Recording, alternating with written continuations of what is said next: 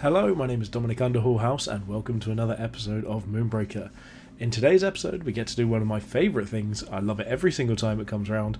We have got patch notes, so we get to have a look and see what's changed, see what's new, and see what we get to dive into in the next version of Moonbreaker.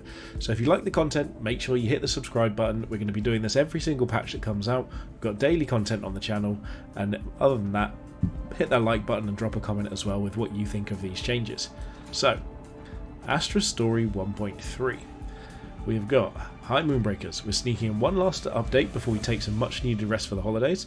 I will say, I think the devs deserve it. They've been working very hard, lots of changes in these first couple of months, and to be honest, the amount of time they've been interacting with the community as well, they've done a really good job, so really glad that they're going to take a bit of time to themselves as well. As a huge thank you for sticking with us from early access launch through to today, we're giving all players a holiday gift pack. So it will automatically redeem in game, so you just get this when you log in. I've checked, I've got it already. And when you launch Moonbreaker after installing the 1.3 update. So here's what we're going to be getting. We've got the Frozen Decal Pack, which is these here. So we're going to have a look at these all in game in a moment. The Chilled Banner Crest, which is this here, which I think looks amazing. I love the Banner Crest, especially the interesting ones for getting crew to level 10. I haven't got any of those yet, but I'm really looking forward to unlocking some later on. And Gloomside Zack's Paint Job, which is all great rewards. They're all free, and you can just go into your account, you've got them all immediately. We've also fixed a level 31 season track reward. The previously decal pack was not usable in paint mode, and it now should be resolved. I wasn't even aware this was an issue. I'd be honest, I don't use the decals very often, but really glad to know they're keeping track of it and making it clear that, you know, it wasn't working. Now it is. Always great to see a bit of transparency as well. So, here's where we get to the interesting parts. Additionally, we're introducing some more balance changes to a handful of ship assists and units. You can find a list of those changes in the full patch notes below. There's some very interesting things in here. I'm looking forward to getting through to that. Again, we want to extend our thanks for all your ongoing support and feedback. As you might have already seen in Charlie's devlog, we've a lot of exciting changes heading to Moonbreaker in the new year, and can't wait to get them into your hands. I can't wait either. I've seen, the same vlog that they're talking about. It's really, really interesting. Check it out if you haven't seen it already. Just go to the Moonbreaker YouTube and it's over there as well. We wish you and your families a wonderful holiday season. See you in the Reaches, the Moonbreaker team. And see you in the Reaches is actually quite appropriate, because tomorrow at, I think, I can't remember what time they said it was. I think it was, I'm trying to remember the time in the different time codes, but for me it's 4 PM in the UK. The devs are actually going to be playing in the queues, so they've told everyone to get ready and jump into the queues tomorrow, and we're going to have to play some games with the devs, so hopefully you'll be able to do that. If not, it'll just be some fun for everyone who's able to come through. So, patch notes proper. EA 1.3, big stuff. Holiday gift pack added automatically to the game. There we go, we've just said that, that's all included there. Balance changes. This is where things get crazy compared to what we've been used to. This is a huge set of changes. Vortex Beam increased cooldown to 3, so it was 2, now it's 3, and reduced radius from 3 to 2. Now, this sounds like a bit of a nerf, but it's actually massive in terms of how the games play out. So, the radius is a lot smaller than you might think. It's one of those things where you're looking at it, it seems a lot more different than you'd initially imagine, and honestly it's so different of an assist now. There are actually chances where if you position well, you can't even be pulled out of cover as easily. It's less going to have people tempoing out someone else's unit turn 1, so if you just kill their Maximus, so you both deploy Maximus turn 1, if you go to your turn 2 with Zax, you and their Maximus, you vortex something out, shoot their Maximus down, you've then got a unit advantage for the rest of the game. That's not going to happen anywhere near as much anymore, because it can't happen on turn 2. The radius is being reduced, again, really, really useful, and the same with Disruptor. It just means as well that Astra's Cinder Orbs are going to be a lot safer in those lists, so you're going to have to really think about when you use those assists. They're still very powerful, not going to take that away from anyone. Absolutely think you should still be looking at picking them a lot of the time, but a really, really big change in terms of radius and cooldown, I think brings them a lot more in line with other assists. I'd actually, putting that next to like a Stim Burst, I'd be starting to consider which one I'd be more willing to weigh up. So, really great change. Happy to see that as well. Corrosive Particles. So that just goes for Vortex and Disruptor. Same thing on both. Corrosive Particles. The next time damage is dealt to units in an area this turn, add 1 to it. The important thing here is the next time damage is dealt. So corrosive is no longer a we're going to pick a unit and nuke it down with all of our shots. You can't get Maximus getting the two additional damage out of corrosive with the rapid fire and that sort of thing. It's only ever going to be 1 additional damage to each unit that's hit. So this way they actually get to keep the AoE effect of corrosive, which I do quite like thematically, but it didn't really function practically. When we were looking at it having the same effect, I was even still thinking, you know, does it go down to 1 targeted unit or something like that? And even then I thought that was quite strong, especially in rush decks. Now we have a lot more leeway to it. It's actually more of a board control tactic, so this is going to be better with things like a Beatrice, a Shrapnel, that sort of thing. It's really going to help sort of clear a bit of the board a bit easier without having to just fully try and rush the captain down. If you're just trying to rush the captain, you pick corrosive, most of the time you're just going to deal 1 extra damage. It's an assist, it's a worse plink in that situation, so really happy to see that change. Escape hatch. This is a fun one. Escape hatch now it's randomly deploys your most expensive unit. It doesn't say here whether it's still got the cap of Cinder cost, but the wording here would imply that it doesn't. It didn't matter anyway in the current version of the game because there's no units that reach that cost. And then with that unit, it takes damage equal to its cost.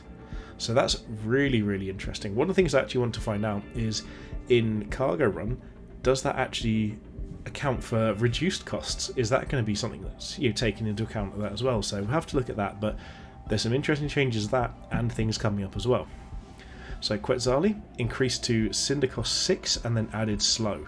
So Quetzali is still the movement finisher. It still gets all your units into range. The functionality hasn't changed. The turn you drop it, just as powerful, but it's a turn later now, an entire turn later, unless you are just really forfeiting your early game. So Quetzali, it's quite a big change. It's still going to be very powerful, especially with escape hatches. It's still going to just take 6 damage. You've still got Quetzali for the turn for free, and you've got all that utility.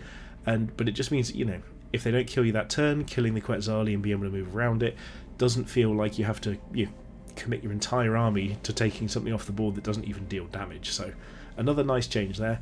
Personally, I think Quetzali is going to need some sort of functional change at some point, but this is a really nice step in the right direction, especially with slow. Because previously you could just sort of leapfrog Quetzali throughout your turn. You could say move your units, then move Quetzali further, then move them again, and you could just really go across the entire map. Slow should really help that out as well. And next, Amplifier by Toll. Cinder cost increased to 6. So Cinder cost increasing to 6 is a big deal. Again, a lot harder to use as an aggro finisher. Still a really powerful effect. We have actually heard talk for both Quetzali and Amplify by Toll that they're considering the idea of whether or not to basically stop auras working the turn they come down. Personally, I'd rather they still did work, but maybe even had like a neutered version. But this is a really great set of changes here. And the fun thing now is I've actually had lists in the past where I've run Amplify by Toll as my most expensive unit in case I want to escape hatch it. I will be showing you in a moment what happens if you escape hatch Amplifier by Toll now. So we'll have a look at that in a moment. Bug fixes. So the season track one we've already know about. Fix an issue where selecting language in Chinese would result in question mark for all unit names. Bit bizarre, but it works the way it is. And this is the big one for us, functionality. Switchback's ability not granting rapid fire if they're still affected by the slow debuff from a previous use of switched it up. So this is a nice one. Switchback was bugged for about the last few days, maybe a week or so, and this is just a nice little fix as well. So all in all, this is going to be a really big change to the meta. It's actually going to slow down a lot of lists, especially with Corrosive, Vortex and Disruptor all changing. Escape hatch as well. I think this is going to lead to a bit of a slowing down naturally, and with the two big finisher aura units or instant impact units changing as well, I'm really interested to see where this goes. So before we go anywhere further, I do just want to have a quick look at the things that we're looking at, the new changes. So this is the Gloomside Zax skin that you can now get for free. Everyone has access to this. My thought process is that given that Zax is on the Gloomside and he's a hologram, I like to think of this as night mode Zax. So when you stick your phone into night mode, this is what Zax is for me. And then in theory, once we're in the paint job here, we go to the decals, we should have, first of all, these should now work. So we can make a radioactive Zax, which does appear to, but also our frozen ones. So There we go. You can pop a little snowball spat, or got some ice claws, was it? Cold claw, there we go. Icy banner.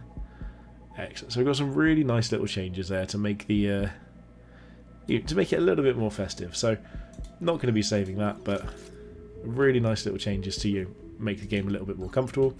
I'll be back in a moment to show you a couple of the new interactions in game. Okay, so here we are. We're now in turn 3 of an AI game, and what I want to show you is the new range on Vortex. So we obviously know what it does, move units in an area together, but now the size of it, look at this. This is so much smaller than it used to be.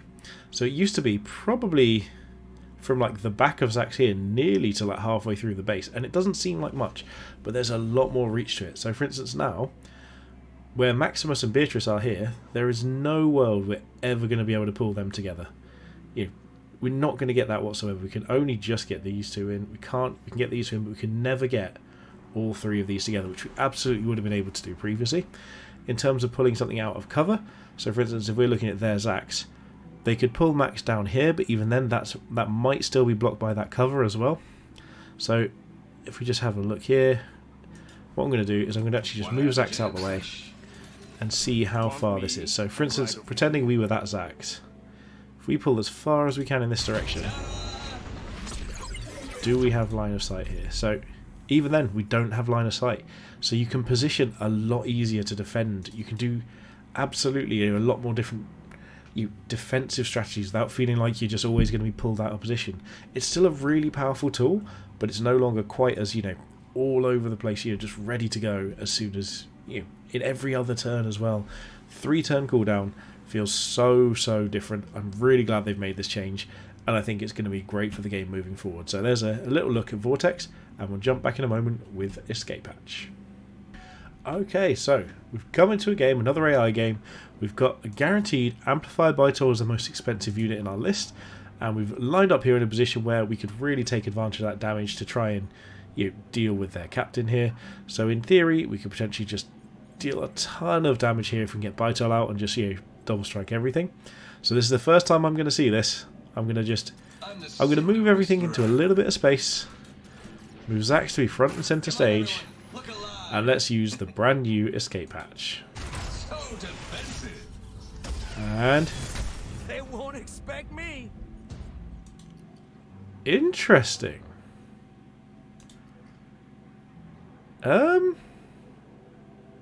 Well, I wasn't expecting that. I will come back in 3 turns time and see if it doesn't deploy Bytol. And see if that's just something it doesn't do anymore, maybe. I'm going to play out my last units, I can let them die, I'll come back and see what happens. But yeah, it hasn't deployed our most expensive unit. Maybe it's just deployed one that isn't going to kill, but let's find out. We'll see you in a couple of turns. Okay, we are back here again. We've got Amplified Bytol on our bridge. We've got 4 units on the battlefield, so we haven't hit our cap.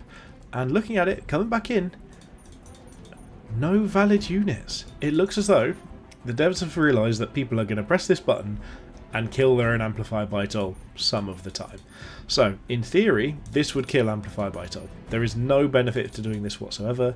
There's currently no units in the game that, trigger when something dies, as far as I'm aware, either.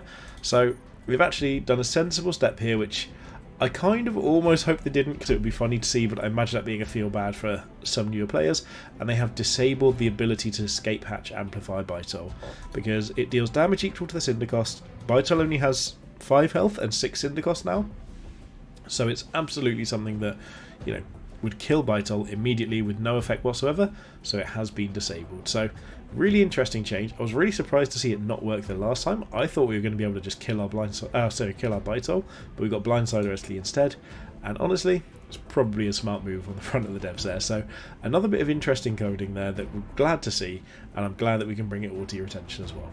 Okay, so that is our rundown of the patch notes. We've got some really interesting things included in there, especially that very interesting Escape Hatch interaction at the end. I'm really keen to see where the meta goes from here. I think the assist changes are the biggest deal. They're going to change things drastically, and I think the unit changes, especially Quetzali and Amplify, in Quetzali and Amplify Vital, will help slow down those couple of lists that are currently better than anything else in the meta, and maybe we get quite a shift in things from here. I've played one game already. It felt great. It felt a little bit slower. That might just have been a small sample size. I've only had time for one so far, but it feels like a really good change in general. So really glad to see this. Vortex and Disruptor don't feel like auto picks every single time, and we've got some really interesting changes, just throughout here as well. And with a game as complex as this, a couple of small changes can really tilt the balance, in the game as well. So really looking forward to seeing what happens from here. If you like this video, please make sure you hit that subscribe button. It really does help the channel grow, help me feel good about myself. And other than that, please hit the like button. Please drop a comment with anything you're really interested to see or how you think things are going to change from here. But most importantly, have a good day.